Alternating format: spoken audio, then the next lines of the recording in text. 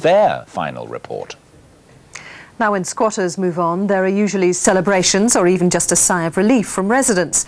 So when police and bailiffs carried out an eviction in North London this morning, you'd think the neighbours would have been pleased. But the reality is they were sorry to see the squatters go, as Sarah Smith now explains. They may have been illegal residents, but as the squatters moved out their belongings, the last thing the neighbours felt was any pleasure at seeing them evicted. It's criminal. I mean, I really feel strongly about it. They are very pleasant neighbours. They've caused no offence to anyone here. If anything, they contributed. If anything, they helped maintain the block, which otherwise would be vandalised by kids on the estate. We had pigeons living there, vandals, crackheads. Why do we have to have an empty building? You know, they've been looking after the building. We never had a problem with these guys. The Artists Collective, as they describe themselves, moved in a year ago. The flats had been empty for 5 years. Today, though, Camden Council sent in the bailiffs and the police to get them out.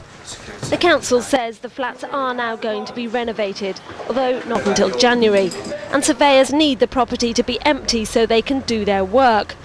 For squatters and neighbours, though, it's the end of a mutually beneficial arrangement. If they actually thought about it and considered the pros and cons, it's beneficial for us to be here, for us to have somewhere to live, for the neighbours to feel secure that they've got people that they like living next to them.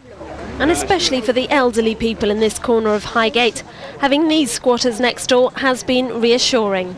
All of us are sad to see them go, because if they stayed here, we know them and we know who they are, what they're like. No one from the council was here during the eviction, although they admit the illegal residents have been cleaning and maintaining the building. Nonetheless, they say it must be used for priority housing. And any thoughts the squatters had of returning ended today, with bailiffs smashing some of the windows and boarding others up. In Highgate, this is Sarah Smith for London Tonight. We better not comment upon that one. Lots of food for thought there, we both thought. Time for a quick break now, but when we come back, as the mercury continues to rise, how do the Londoners who work in